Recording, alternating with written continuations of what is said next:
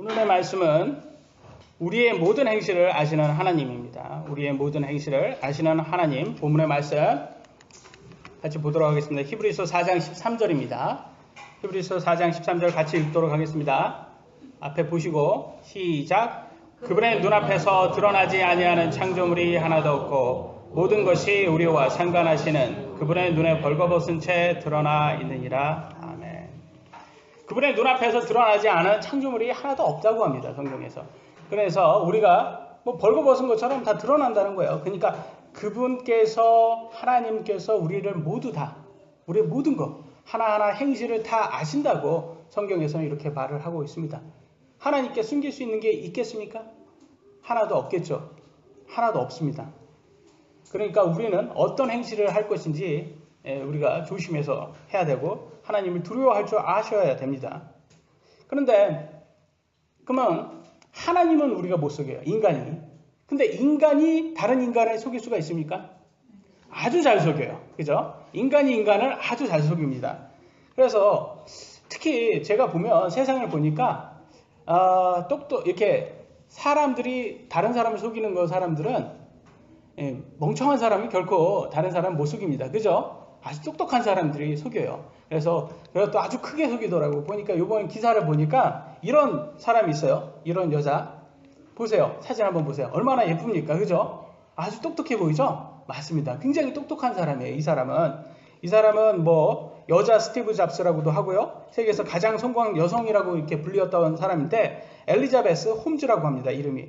얼마나 똑똑한 사람이면 여러분 다 스탠퍼드 대학교 아시죠? 예? 거기 출신이에요. 화학과 출신인데요. 근데 되게 똑똑하니까 회사도 자기가 2003년도에 테라노스라는 회사도 만들고 거기에서 2012년도에는 어마어마한 걸 발명합니다. 뭐냐면 한 방울의 피로 200여 개의 질병을 진단할 수 있는 그런 거를 발명을 해요. 이름은 에디슨인데 그러니까 생각 한번 해보세요. 여러분 피 한 방울만 딱 이렇게 주면 여러분의 모든 병명이 다 이렇게 팍 될 수가 있는 거예요. 그러니까 누가 들어도 너무 좋지 않아요. 그러니까 이렇게 똑똑한 사람이 그걸 발명하니까 어떻게 됐겠어요? 이 회사가 급증을 하는 거예요. 얼마? 9조 원이 됐대요. 9조 원. 근데 이 회사의 지분을 50% 갖고 있던 이 여자는 이 홈즈는 4조 8천억 원의 재산을 갖게 됩니다. 여러분 4조 8천억 원. 이 뭐 4억 8천 48억도 아닌 4조 8천억 원이에요, 여러분. 예? 이렇게 부자가 됐어요. 근데 안타깝게도 2015년도에 그게 거짓으로 판명이 돼요. 이 피 한 방울로 파악할 수 있는 게 가장 기초적인 10여 종밖에 안 됐대요. 알고 보니까 200개는 그냥 거짓말이었다는 거예요. 그래서 이게 월스트리트 저널에 보도되면서 몰락을 하게 되죠. 그래서 이 홈즈는 실리콘밸리에 이제 다시는 발을 들이지 못하게 됩니다. 그래서 이렇게 보세요. 저 얼마나 말을 잘했겠어요. 여러분 200여 종의 병명을 알 수 있다. 그러면 다 똑똑한 사람일 텐데 그들 똑똑한 사람이 얼마나 똑똑하면 그 똑똑한 사람은 다 속일까요? 근데 우리나라도 이런 사람이 있었죠. 기억나세요? 예.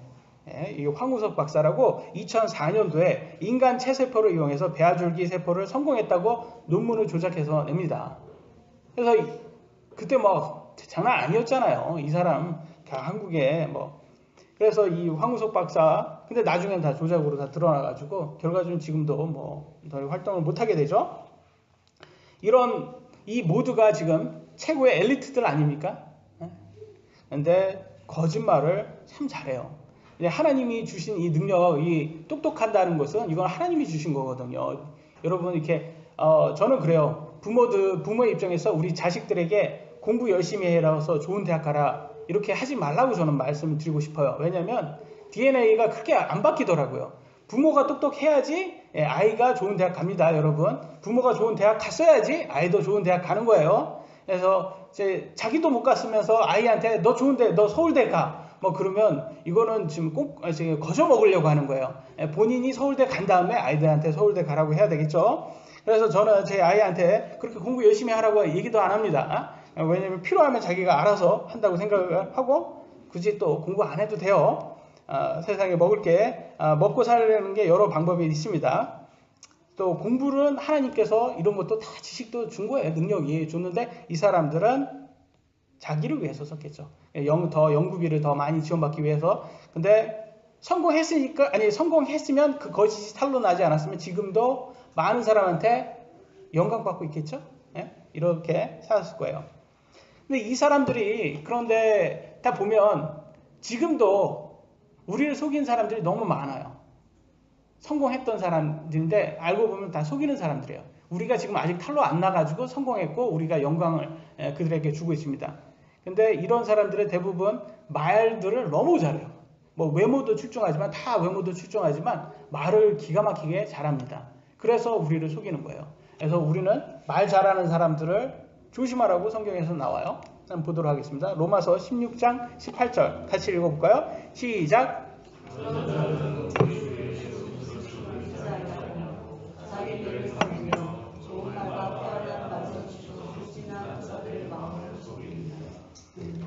좋은 말과 빼어난 말솜씨로 순진한 자들의 마음을 속인다 이렇게 나오고 있어요. 여러분 좋은 말, 여러분 듣기 좋은 말 그잖아요. 여러분 피 한 방울로 200개의 병명을 찾을 수 있다. 얼마나 좋습니까? 듣기 너무 좋지 않습니까? 예? 뭐 굳이 막 비싼 돈 주고 뭐 이상한 장비 속에 들어가서 막 해도 병명 하나를 못 찾는 그런 것보다 피 한 방울만 딱 하면 200요정 딱 찾아내면 너무 듣기 좋지 않냐고요. 그리고 빼어난 말솜씨로 우리들을 다 속이고 있어요. 세상에 이런 사람들이 상당히 많습니다. 안타깝게도 이런 사람들이 우리 세상을 지금 지배하고 있어요. 한번 볼까요? 보면 직업, 군별, 신뢰도를 보시면 아시겠지만 정치인들 한번 보세요. 정치인들. 제일 밑에 고위 공직자들 제일 밑입니다. 이게 신뢰도가 제일 밑이라는 것을 보시면 아시겠지만 우리도 다 아는 거예요. 그들이 다 거짓말쟁이라는 걸 우리도 다 알고 있어요. 근데 그들이 왜 그러면서도 그 자리를 차지하고 있습니까? 똑똑하니까. 리더들은 똑똑하니까 그렇게 차지를 하고 있습니다. 그래서 우리는 성경이 말한 것처럼 속지 않기 위해서 조심을 해야 돼요. 왜냐면 우리도 순진하면 속습니다. 그들한테. 이 세상을 지배하는 그 사람들로부터 속습니다. 근데 여러분 속지 않으려면 방법이 하나가 있어요. 뭐가 방법이 있냐면 여러분 안에 진리가 있으셔야 되는 거예요. 진리가. 그잖아요. 여러분이 진리가 있어야지 거짓이 들어왔을 때 이거 거짓이다 이렇게 판명할 수 있는 능력이 있지 않겠습니까? 그래서 여러분 안에 진리가 꼭 있으셔야지 이 거짓으로부터 속지 않을 수가 있습니다. 그래서 첫 번째 우리가 한번 같이 볼 말은 진리입니다. 진리. 근데 안타깝게도 진리와 거짓을 기준으로 이렇게 딱 쓸 때 진리와 거짓의 기준이 누가 정하냐에 따라서 어떤 거짓이 진리가 될 수도 있고 진리가 또 거짓이 될 수도 있어요. 여러분이 북한에서 한번 자랐다고 한번 생각을 해보세요. 그러면 거짓을 진리라고 말할 수 있습니다. 맞습니까? 맞죠? 그 다음에 여러분이 만약에 사이비 종교에 빠졌어요. 이단의 교주한테 빠졌어요. 그러면 거기에서 보면 이 교주 보세요. 이거 막 슈퍼스타예요. 무슨 락스타 같아요. 막 서로 막 만지려고 교주를 만지려고 병이 한번 낫겠다고 저렇게 합니다. 하면 뭐 교주 못 만지면 병이 낫나 봐요. 이렇게 하려고 이렇게. 그래서 세뇌 교육으로 거짓을 진리라고 믿는 사람들이 세상에 너무 많아요. 그러니까 결과적으로 보면 우리가 믿고 있는 그 자체를 확신을 하면 안 된다는 게 왜냐면 우리가 무슨 교육을 받았냐에 따라서 우리가 그것을 진리라고 믿기 때문에 그래요. 우리가 북한에서 자랐으면 그걸 진리라고 믿고 사이비 종교에 빠졌으면 그걸 진리라고 믿기 때문에 확신만 한다고 그게 진리가 되지 않습니다. 그러면 우리가 진리라고 생각하는 것은 우리가 무엇을 배웠냐에 따라서 달려있다는 것을 우리가 알 수 있어요. 그러면 우리는 무엇을 배웠을까요? 우리나라는 그럼 과연 어떤 나라인가요? 우리나라에는 어떤 거를 교육을 시킵니까? 보시면 종교 분포를 보시면 뭐가 많아요? 종교 없음이 제일 많죠. 우리나라는 무교 국가입니다. 무교 국가. 무교 국가다 보니까 우리가 배워온 이 환경이 어떤 환경일까요? 무엇을 진리라고 할까요? 예? 신은 없다는 게 먼저가 되겠죠? 신이 없다요. 우리는 신이 없고 그 다음에 뭐냐? 그 신의 자리에는 뭐가 들어가 있을까요? 돈이 들어가 있습니다. 그 신의 자리에 돈이 들어가서 우리는 돈을 많이 벌면 성공한 삶, 그게 바른 삶이라고 배우게 돼요. 그게 무교들이 말하는 거예요. 그래서 지금 우리나라도 보시면 불교, 개신교, 천주교 이렇게 많이 있습니다. 이 사람들의 많은 부분이 교회는 나가고 있지만 정말 하나님을 믿어서 나가는 사람도 있는 거에 반면에 부모에 의해서 억지로 나가거나 뭐 다른 이유로 통해서 나가는 사람들 많이 있어요. 그렇기 때문에 꼭 이렇게 종교를 갖고 있다는 것만으로도 진리가 있다고 말할 수는 없습니다. 우리나라를 보시면 이렇게 무교 국가를 볼 수가 있어요. 그래서 여러분이 받은 교육조차도 무교 교육이 대부분을 차지하고 있어요. 여러분 모르고 있지만 그렇기 때문에 여러분 마음속에서 여러분이 생각하는 모든 것들이 다 무교로 다 들어가 있습니다. 그래서 우리는 성공하는 삶은 아니면 바른 삶, 제대로 되는 삶은 여러분 열심히 공부해서 좋은 대학 가서 좋은 직장 얻어서 돈 많이 벌고 연봉 많이 받아서 행복하게 사는 삶, 이거예요. 맞습니까? 틀립니까? 맞죠? 여러분이 지금까지 배워왔다는 게 이거잖아요. 그래서 우리 희영이도 열심히 공부를 많이 해야 되는 게 나중에 연봉 많이 받아서 행복하게 살아서 해피엔딩으로 끝내야 되는 삶이 그게 가장 중요하다고 배워오기 때문에 그래요. 근데 실제로 그게 진리냐? 아니라는 거죠. 이거는 무교 국가의 진리라는 거예요. 이거는 무교 국가의 진리. 그래서 그런지 우리나라는 이것을 아주 잘, 무교 국가라는 것을 잘 증명한다는 게 우리 아이들만 보면 돼요. 아이들이 말하는데 뭐라고 말하느냐? 돈으로는 행복을 살 수는 없지만 여기에서 우리 돈으로 행복을 살 수 없다. 여기에서 끝나야 되는데 자전거에서 탄 채로 우는 것보다 벤치에 앉아 우는 게 편하다. 어찌 보면 맞는 말 같은데 근데 여기에서는 돈을 더 위로 올리는 말이 많아요. 이런 말도 있더라고요. 돈을 많이 벌었지만 행복하지 않다면 끝나는 게 아니라 돈이 아직 부족한 것이다. 이렇게. 그래서 돈이 행복의 기준점이 돼버렸어요. 그래서 우리 아이들이 제일 좋아하는 사람들이 옛날에는 무슨 뭐 대단한 뭐 유명한 사람들 우리에게 영향을 주는 뭐 위인전도 많이 읽어서 위인들을 만약에 그렇게 하지만 오늘의 위인은 우리 아이들의 위인은 이렇게 빌 게이츠라든지 만수르 뭐 이런 사람들을 우리 아이들이 참 좋아하더라고요. 보면 이런 사람들 왜 좋아하냐? 왜? 이 사람들은 돈을 많이 갖고 있거든요. 그래서 학교라든지 미디어라든지 TV 이런 것에서 다 돈 하다 보니까 돈을 숭배하는 이 교육이 우리 안에 다 우리도 모르는 사이에 다 지금 교육되고 있어요. 그래서 우리 모두가 지금 진리를 뭐라고 생각하냐? 돈으로 생각을 하고 있습니다. 그래서 우리 아이들 정말 우리가 아이들한테 참된 교육은 거짓과 진리를 구분해주는 교육인데 그런 교육이 우리는 어디에도 없어요. 그래서 오직 돈이 최고라는 그런 것을 하다 보니까 오늘날 보면 기사를 보니까 또 뭐 남편이 막 죽고 아이하고 있는데 이제 돈이 없잖아요. 빚이 지니까 바로 자살을 하는 거예요. 근데 저는 그런 걸 보면서 참 너무 안타까운 거예요. 이게 돈이 없으면 삶의 이유도 없어지는 거예요. 여러분 돈이 없으면 삶의 이유가 이 돈이라는 게 우리가 살기 위해서 필요한 거잖아요. 근데 어떻게 보면 세상은 점점점 돈 때문에 사는 게 돼버렸어요. 바뀌어버렸어요. 이유가 바뀌어버렸어요. 돈 때문에 사는 걸로 바뀌어버렸습니다. 근데 우리가 지난주에 뭐를 배웠어요?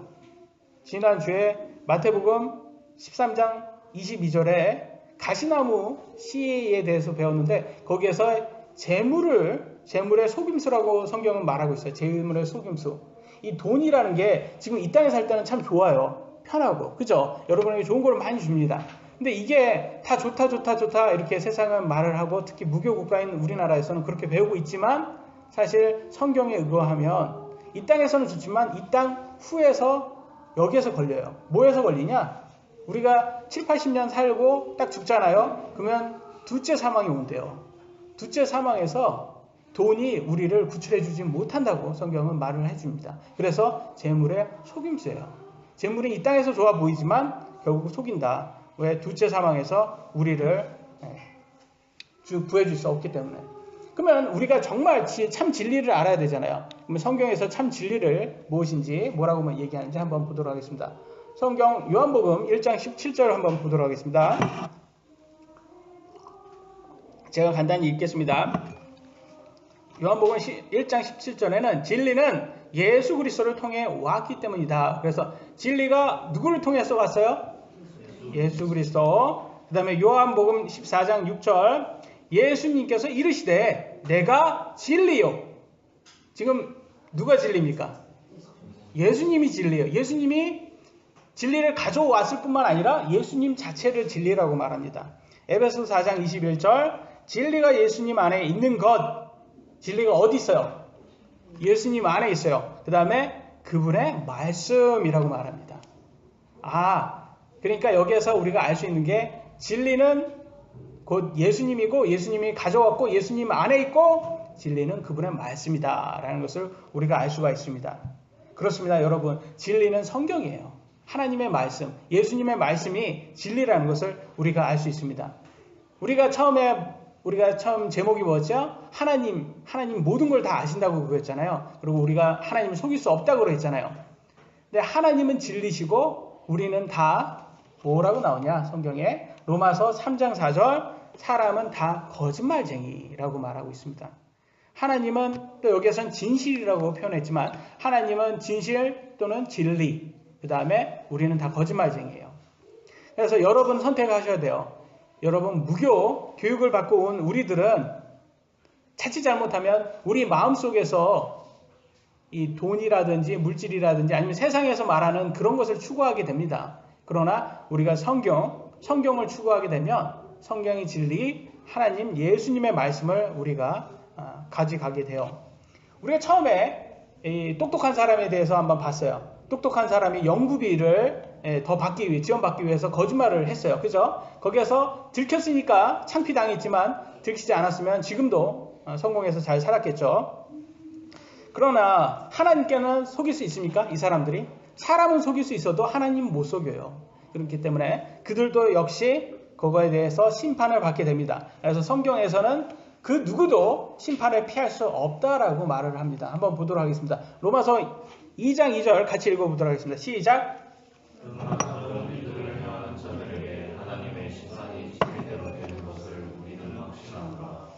진리가 뭐라고 했죠? 하나님의 말씀이라고 했죠? 그거 성경이에요.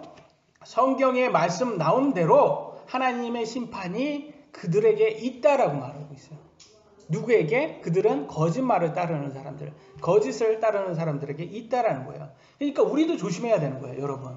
우리도 조심해야 돼요. 왜냐하면 우리도 만약에 무교 속에 우리가 무교 교육을 받기 때문에 우리 안에 무의식적으로 나오는 그런 생각들 있잖아요.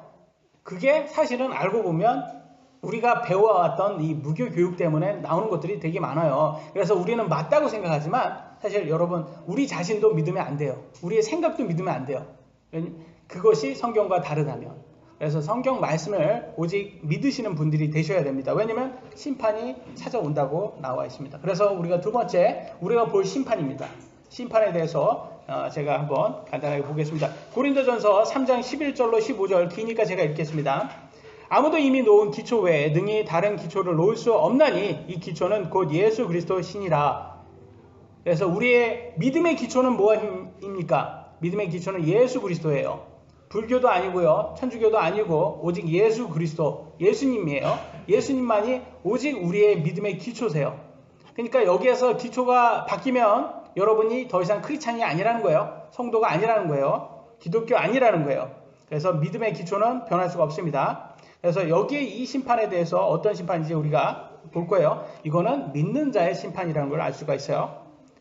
12절 그런데 만일 어떤 사람이 이 기초 위에 금이나 은이나 보석이나 나무나 건초나 집을 세우면 그래서 우리가 믿는 사람들이 우리의 행위를 이제 집으로 비유합니다. 집을 세우는 거라고 말해요. 13절 각 사람이 일이 드러나리라. 그죠? 일이란 여러분의 행위가 드러납니다. 그날이 그것을 밝히 드러내리니, 그날이라는 것은 심판의 날이겠죠. 이는 그것이 불에 의해 드러나고 그 불이 각 사람의 일이 어떤 종류인지 그것을 시험할 것이기 때문이라.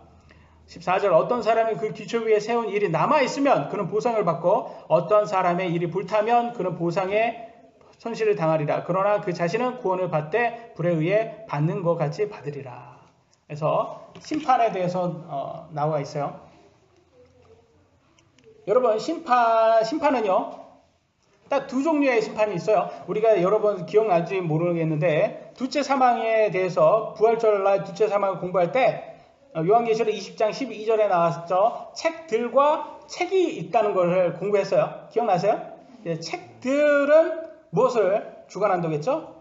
행위심판을 주관한다고 했고, 책은요, 생명책이라고 해서 여러분이 천국 가냐 지옥 가냐 이거를 결정한다고 말씀드렸죠. 그래서 아까 우리 여기 고린도전서에서의 기초가 뭐랬죠? 기초 예수 그리스도라고 했죠. 예수 그리스도의 기초를 예수 그리스도에 둔 사람은 생명책에 이름이 있습니다. 그죠? 모든 기초를 예수님을 기초로 둔 사람은 여러분의 이름이 생명책에 쓰여져서 여러분 천국에 가게 돼 있어요. 근데 천국에 갔어요. 그러면 천국에 갔으니까 이제는 천국 갔다. 아주 좋아. 끝일까요? 아니라는 거예요. 책들이 남아있다라는 거예요. 책들. 여러분의 행위심판이 남아있다는 거예요. 그래서 여기에서의 고린도전서 3장은 여러분 성도들의 행위심판에 대해서 말을 하는 거예요. 행위심판. 그래서 여러분의 행위심판이 이렇게 있습니다. 우리가 예수님을 믿고 나서 이 금은 보석이라고 나와 있는데 이 정확하게 우리가 알 수 없어요. 이 금은 보석은 불에서 남아 있겠죠. 근데 여기에서 보면 나무 건초 집 같은 거는 다 타고 없어질 겁니다. 그러니까 행위들 중에서 불에 타는 행위와 불에 타지 않는 행위를 말을 하는 것 거예요. 그러니까 성경 말씀대로 산 사람과 성경 말씀대로 살지 않은 사람, 예수님은 믿지만 말씀대로 순종하지 않은 사람 두 종류를 말하고 있는 것입니다. 그래서 여러분이 하나님의 말씀을 두려워하고 하나님 말씀을 지키려고 최선을 다하면서 그런 삶을 살았다면 여러분 보상, 면류관을 받을 수 있을 것이고, 그러나 여러분이 아까 말한 것처럼 나무, 건초, 집 같은 그런 열매 이런 것을, 그러니까 여러분이 구원은 받았어요. 예수님은 믿어요. 그렇지만 예수님을 위해서 살지 않고 여러분을 위해서 살았다면 그러면 이런 열매만 남게 되겠죠. 그래서 결과적으로는 천국에는 들어가요. 천국에는 들어가는데 거기에서는 보상을 다 잃어버린다. 손실이라고 나죠. 보상을 다 잃어서 여러분은 빈 털터리로 들어가게 되는 거예요. 천국에. 근데 지옥에 가지 않은 것만 해도 얼마나 다행입니까? 근데 너무나 좋아요. 근데 안타까운 것은 천국에서 지옥이 보입니까? 안 보입니까? 안 보여요, 여러분. 천국에서는. 지옥에서는 천국이 보여요. 근데 천국에서는 지옥이 안 보여요. 그러니까 우리가 볼 수, 천국에 들어가서 딱 보이는 것은 보상 받은 사람하고 보상 안 받은 사람만, 이게 비교가 요거 두 종류만 되는 거예요. 그러니까 얼마나 불쌍해요. 수치스러운 거예요. 여러분이 딱 들어갔는데 남들 다 보상 받고 있는데, 야, 너는 예수님 믿고 나서 너를 위해서 살았잖아. 너는 나를 위해서 살지 않았잖아. 여기 들어온 것만 해도 감사해. 그러면 거기에서 감사로만 그치면 너무 좋겠지만 다 보상받는다. 얼마나 수치스러울 거예요. 얼마나 후회스럽겠어요. 여러분 생각을 한번 해보세요. 천국에 간다는 걸로 끝나지 않다라는 거예요. 그래서 우리가 확실하게 알 수 있는 건 뭐겠어요? 천국에 들어가서 그냥 끝나는 게 아니라 다 똑같이 사는 게 아니라는 것을 볼 수 있겠죠. 그러니까 여기 천국도 급이 있다. 우리가 성경에 많이 안 얘기해서 우리가 알 수는 없어요. 어떤 급인지도 모르겠고, 근데 그 보상이라고 그랬잖아요. 그냥 보상을 잃어버린다. 손실이라고만 나와 있어요. 그러니까 그 손실이 싫은 사람은 예수님을 위해서 여러분 삶을 써야 되는 거예요.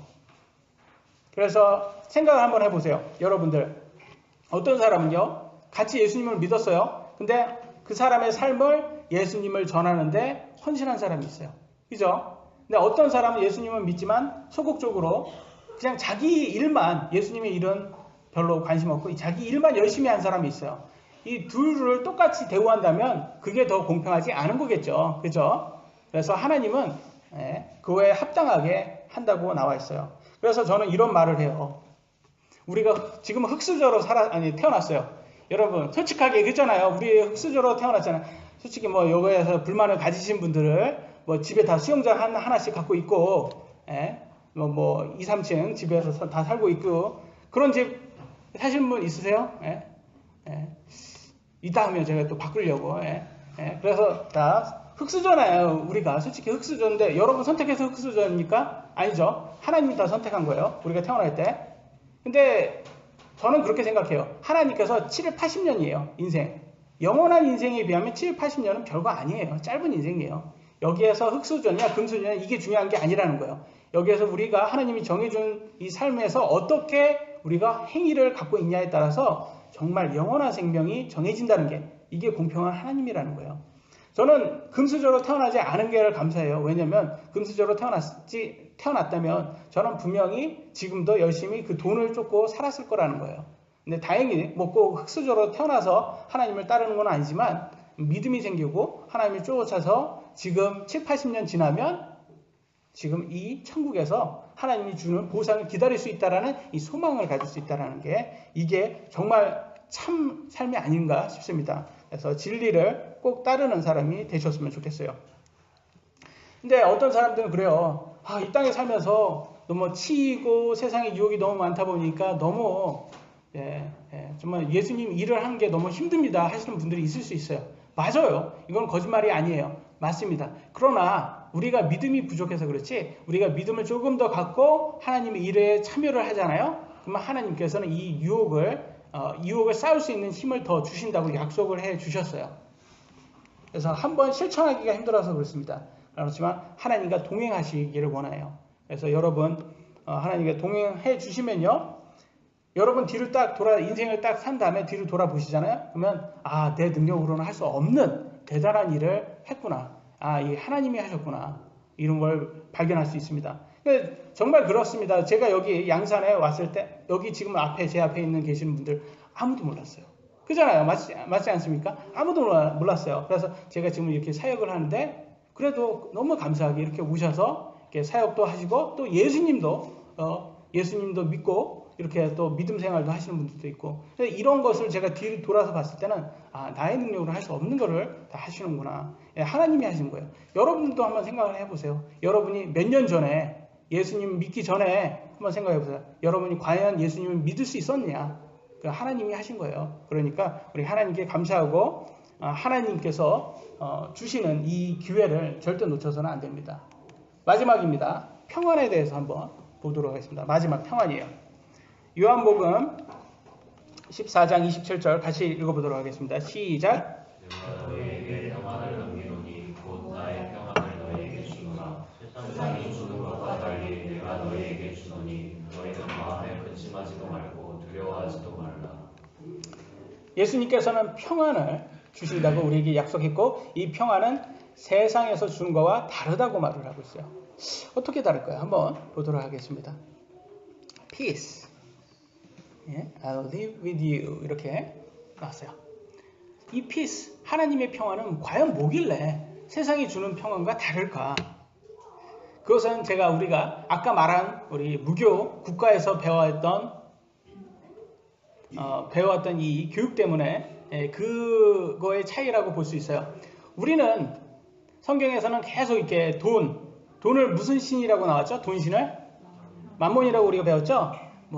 이 만몬인데 만몬신에 대해서는 우리가 어쩔 수 없어요. 이렇게 우리가 죽기 전까지 우리를 계속 유혹하는 게 돈이기 때문에. 근데 세상의 평안은 보통 보면 드라마를 보면 많이 알 수 있어요. 드라마에서 평안은 뭐예요? 못 살던 사람이 잘 사는 사람과 만나서 꼭 아주 비싼 옷집에 가서 아주 예쁜 옷을 딱 차려 입어서 잘 차려 입어요. 그러니까 너무 화려해져요. 그러면서 평안을 얻는 거예요. 거기에서 평안을 얻습니다. 그렇지 않습니까? 근데 사실 연예인들 보면 다 이쁜 사람들을 연예인 뽑잖아요. 그렇기 때문에 그런 사람들을 아주 못 사는 그런 옛날 옷 같은 거 그런 걸 입혀가지고 그러다가 갑자기 명품 옷을 딱 입어가지고 멋있는 척 이렇게 하는 건데, 사실 저는 그런 생각을 해요.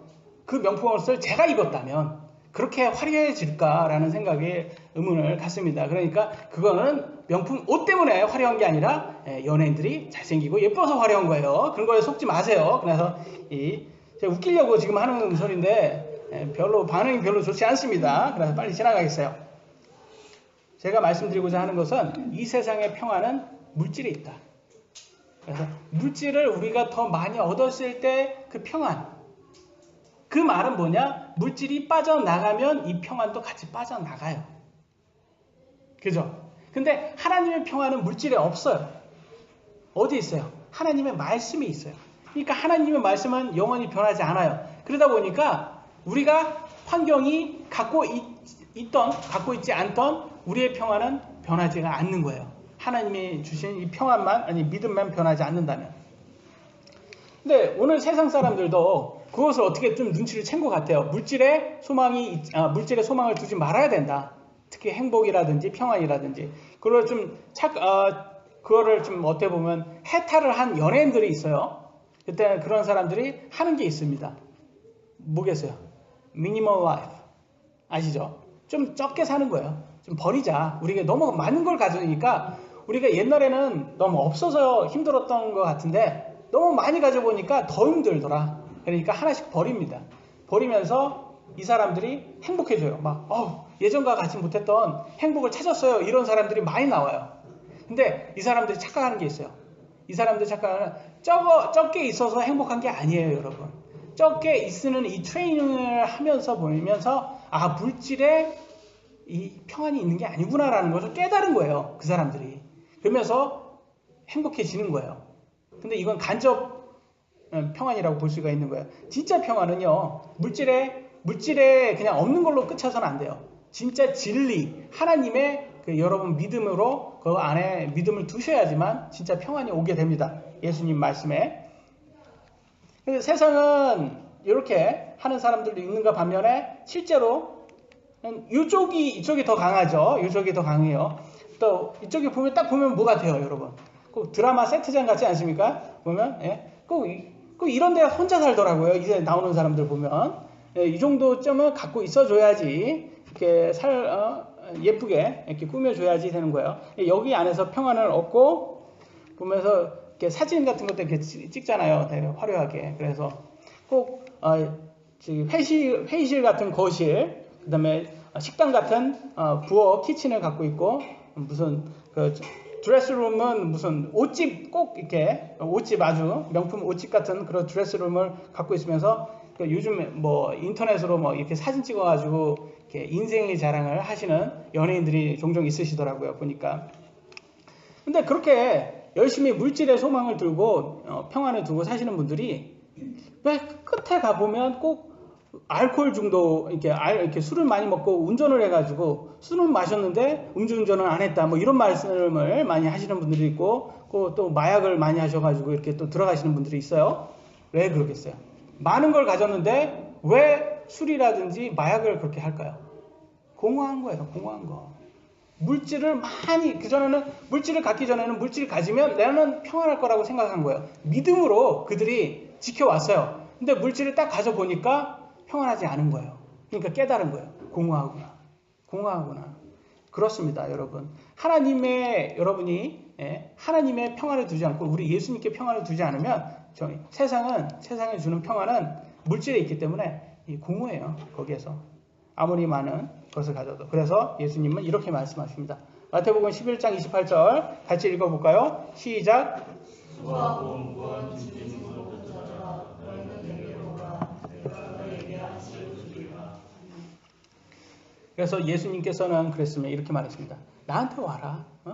나한테 와라. 그래서 나 안에서 진리를 찾아라. 이렇게 말을 하고 있어요. 수고하고 무거운 짐진 모든 자들아 너희는 내게로 오라. 여기에서 여러분 삶의 무게가 절대 가볍지 않을 겁니다. 저는 어렸을 때가 제일 좋아요. 제 인생에서 가장 좋을 때를 꼽아라. 그러면 초등학생 때였을 것 같아요. 그때는 국민학교라고 말했죠. 그때가 제일 행복했던 것 같아요. 아무 생각 없이 그냥 아이들하고 놀이터에서 놀았을 때 그때가 제일 즐거웠던 것 같습니다. 아무 생각 없이. 근데 지금 이렇게 커 오니까 나이가 먹으면 먹을수록 걱정이 더 많고 근심이 더 많이 생기고 평안이 더 없어지는 것 같아요. 욕심은 또 얼마나 많습니까? 욕심도 더 많아지고 나이가 먹으면 먹을수록 그리고 하고 싶은 갖고 싶은 성취욕 그런 것들이 너무 많아져요. 그러니까 우리 이것들을 다 얻다가 누구에게 드려야 돼요? 다 예수님께 다 드려야 되는 거예요. 이 모든 것들을 우리 안에 있는 욕심들 이걸 다 드려야 돼요. 이런 거를 예수님께서는 우리한테 오라고 이렇게 말을 하고 있어요. 저는 예수님과 우리의 관계를 제 아들을 키워보니까 좀 더 많이 느끼게 되는 것 같아요. 그러니까 제 아들을 보면 그냥 다 이뻐요. 물론 혼내는 것도 제가 엄청 많이 혼내지만 그냥 혼내는 게 아니라 바르게 되라고 혼내는 거지. 근데 너무 이뻐요. 제 아들을 보면서. 근데 그 사랑, 아버지가 주는 사랑을 보면서 우리 하나님이 우리를 보는 그런 것을 제가 간접 체험을 하게 됩니다. 그래서 이거 보면 하나님께 우리 예수님께서 우리에게 이렇게 아버지 꼭 손 같지요. 우리의 손은 또 아기 손 같습니다. 그래가지고 오라고 이렇게 해서 오면 우리가 평안을 얻을 수 있습니다. 근데 안타깝게도 세상 사람들은 이 하나님 예수님께로 오지 않고 아직도 이렇게 물질에서 소망을 두고 물질 안에서 평안을 얻으려고 하는 사람이 너무 많아요. 꼭 드라마 제가 또 아까 드라마 세팅장 그런 것들 보면 TV에서 그런 게 많이 줘요. 그 물질에 대해서 제가 많이 근데 우리가 알게 모르게 이렇게 TV를 보다 보면 그런 좋은 것들이 자꾸 눈에 보이잖아요, 여러분. 그게 자꾸 여러분들도 무의식적으로 설교를 듣고 있는 거예요. 물질의 소망을 둬라. 물질의 모든 걸 둬라. 그렇게 해서 자꾸 이렇게 설교를 하고 있는 겁니다, 사실.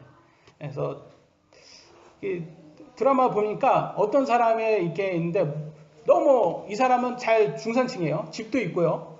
자가도 있고. 근데 이제 거기에서 욕심이 끝나지 않죠. 더 투자를 합니다. 그럼 뭐 빌라도 사고 더 투자를 하는데 뭐 이렇게 투자가 잘 안 됐어요. 그러니까 뭐 이자가 엄청 많이 나가겠죠. 이자는 많이 나가는데 또 남편도 이제 뭐 그 명퇴를 하게 되고 그러니까 이 여자가 그 중산층으로 잘 살던 여자가 바깥에 나가서 이제 식당 일도 하면서 막 그렇게 해야지 이자도 갚을 수 있으니까 그렇게 고생을 하는 그 모습이 처량하게 막 만들어 놨어요. 그렇게.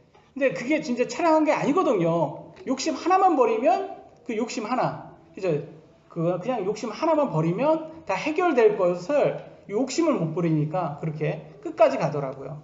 그래서 성경에서는 이렇게 말을 하고 있어요. 히브리서 13장 5절 같이 읽어볼까요? 시작. 너희의 행실을 탐욕이 없게 하고 너희가 가진 것들로 만족하라. 그분께서 이르시되 내가 그교 너를 떠나지 아니하고 너를 버리지 아니하리라 하시느니라. 너희의 행실에 탐욕이 없게 하고 너희 가진 것으로 만족하라 이렇게 나왔어요. 여러분 가진 것으로 만족할 수 있는 사람은 없을 겁니다. 이게 쉬운 게 아니에요. 그러니까 여러분 이렇게 하려고 노력을 하셔야 돼요. 이게 하나님께서 여기에서 물질은 거기에 희망을 두지 말라, 소망을 두지 말라, 믿음을 두지 말라 이렇게 말을 하는 거예요. 그래서 성경은 이렇게 계속 여러분에게 설교를 하고 TV는 맨날 좋은 차들, 뭐 멋있는 것들, 예쁜 옷들 이렇게 해서 계속 거기는 보여주고 그러니까 두 개가 계속 싸우고 있는 거예요. 성경에서 말하는 게 옳은 것인지 TV에서 말하는 게 옳은 것인지 어떤 게 옳아요? 여러분이 무엇이든지 많이 섭취하는 것이 더 옳게 여러분 몸이 옳다고 말을 합니다. 그러니까 여러분이 무엇을 섭취하는지 여러분 선택에 달려있는 거예요. 그래서 be content. 만족해라. 성경은 말을 하고 있어요. 만족해라. 여러분 만족하셔야 됩니다. 여러분 가진 것에. 욕심 때문에 많은 사람들이 인생을 많이 버립니다.